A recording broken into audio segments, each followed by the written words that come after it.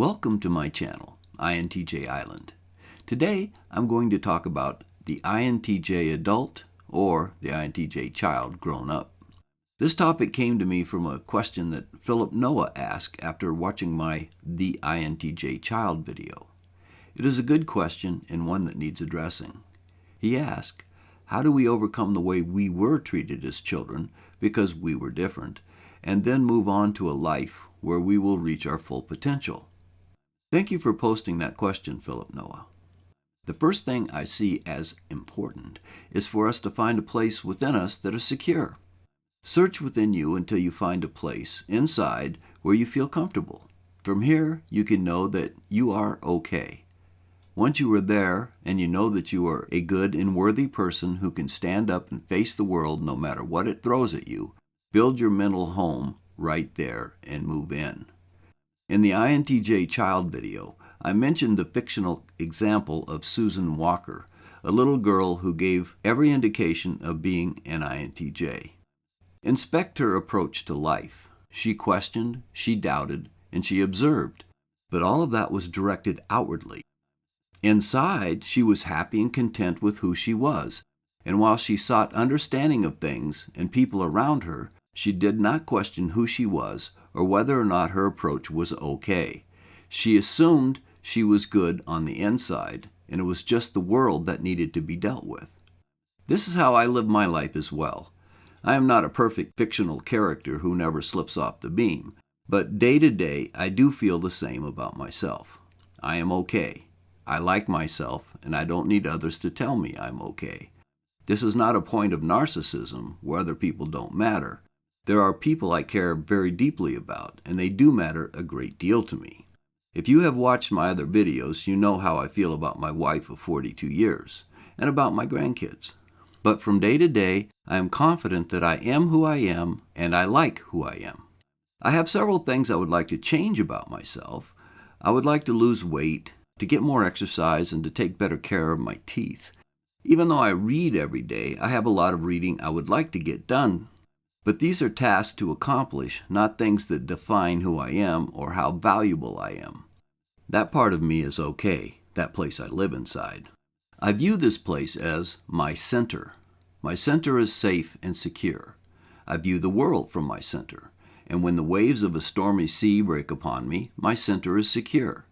It is sort of like a gunner's chair where I can bring my weapons to bear as I deal with problems while still being at peace inwardly. Even when I am driving forward as hard as I can to accomplish a task or to complete a major project, inside I am still the same. I am not necessarily calm as my mind churns to find solutions to problems, but there is still that center of peace where I live. If things are tough, I can take a moment and step into my mental study or office and take stock of my life and know that all is well. Then I can return to the task at hand, or the person who is being problematic, and face it with the knowledge that I am okay and this will not overcome me. Moving on to the idea of reaching our full potential, there are several aspects to this. To begin with, we can't reach our full potential. Let me explain. I once read in a book on photography that even a pinhole camera's potential can never be exhausted. It doesn't have a lens, but it can take wonderful pictures, and you can't possibly take them all. Even when that book was written, there were many amazing lenses available for film cameras. The author's point was that even a pinhole camera has inexhaustible potential.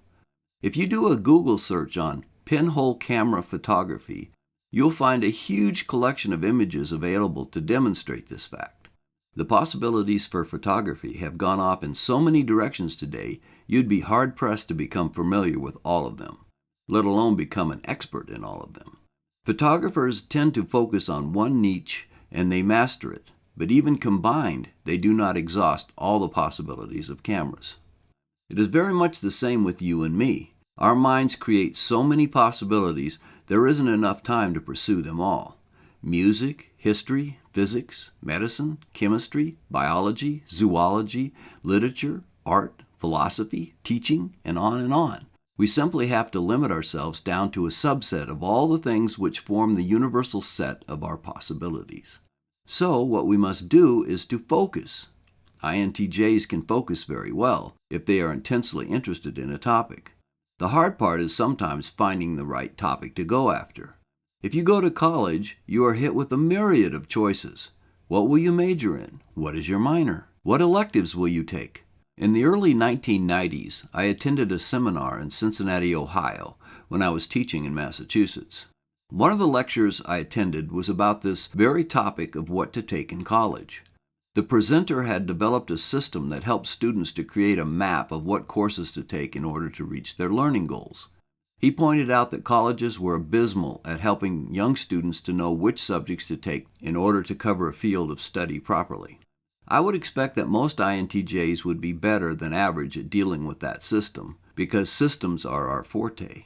But where we would have the greatest trouble might be in picking the direction we will go. This is true in our larger arena as well. All of life is a set of choices, and the bad part is that we have to make many of them at a point in life where we are still struggling with dealing with other people who want to change who we are. Here we are, still in recovery from running a gauntlet all through our childhood, and before we can fully integrate the fact that we are okay and all that punishment was unnecessary, we are forced to set our compass on our life course, when we may not yet know what the direction should be for sure. Now, I have met people who are in a profession and they say, "I have wanted to do this since I was 10 years old. If that is you, you are all set." At 10 years old, I had fantasies, but not goals. I had yet to connect up school with life in any meaningful way. By the time I graduated from high school, I wanted to go to college, get married, and raise a family. It really was not any more clearly defined than that. I got married the summer after I graduated from high school, and I enrolled in Loma Linda University in Riverside, California as a theology major. The 2 life courses I had laid down were both doomed to fail. The college dream died first. It was a sordid, ugly story, but that dream was halted before the first semester was finished. This set my course onto a path of working as an unskilled laborer to support my family. The next time I really set my own course was when I joined the Navy to get an education. I could focus on my training full-time and still support my wife and son. This seemed like a very logical plan, so I would not be tied down with financial burdens while I tried to get through school. Then, the other one of my first 2 choices fell into ruin as my ex-wife found a boyfriend and left me and took my son with her. The point is, I let life dictate to me what I would do a lot of the time. Up through 12th grade, other than taking electives like physics, advanced math courses, journalism, and whatnot, high school was set with things that I had to take, and so I took them. At the end of that time, I was still fragmented. I didn't have a life course laid out in my mind. I didn't have a goal I was trying to reach. I was aiming at vague, poorly defined things. As they say, if you don't know where you are going, you will never get there. I was 23 when I finally settled down and got a better idea of where I wanted to go in life and what potentials I wanted to explore. But unfortunately, while some things came into focus for me, not all of them did by any means. This is when I met my wife, and she has been an unshakable partner in life ever since. I had my goal back of being married and having a family. Now, if I could go back to my graduation day in high school and do it all over again, I probably would have gone into engineering. If I were going into medicine, which also could have happened, I would have gone into a specialty where people time would have been minimal and my job would be doing something I enjoyed. Over the years, I have found that I interface with specialists better. They are more like me, usually. Teaching at a college level would have been fun. I would want to strangle some of the kids in high school. I don't think I would do well there. Even today, when I am long past seeking a profession, I can see more possibilities that I could have pursued than I had time to reach. My point is that the best way to get to the place we would most want to be in life is to find out what that place actually is, as early as possible. This is the greatest hurdle, or at least it was for me. If I could have found out in high school about what an INTJ is and how my mind works, it would have been really helpful. Another thing that would have helped me would have been to have a clear picture of what the possibilities really were for me. I didn't know what being married would really be like. I didn't know about college life. I didn't know what different kinds of jobs would be like. I had no idea how various choices would impact my daily existence. Things, in a way, hadn't really changed by that point in my life, from the way they were that very first day of school when I was tossed into a classroom filled with extroverts and basically told to sink or swim. By graduation, I had developed a thick skin finally and had stopped thinking I would ever be like the extroverts. I didn't even know what an extrovert or introvert was, but I knew I was different, and I had accepted that. I was in love, and I focused on that. That was solid in my mind. But everything else was a jumble. There were many things of interest, but I had no real goals. I didn't have a burning desire to be one particular thing in life. My life was a jigsaw puzzle with the pieces dumped out over the table and no picture to reference while putting things together. I could have done so many things that I never did. I put the pieces together as I moved through life, figuring things out as I went. Getting into electronics was a good choice. Requesting orders to an instructor's billet was a good thing as well. As I got older, I tended to make better choices, but then the range of possibilities narrowed as I aged, and as my family responsibilities grew. But as I look back over my life, despite the bumps in the road, it has been a good life. I have enjoyed most of it, and some of it intensely.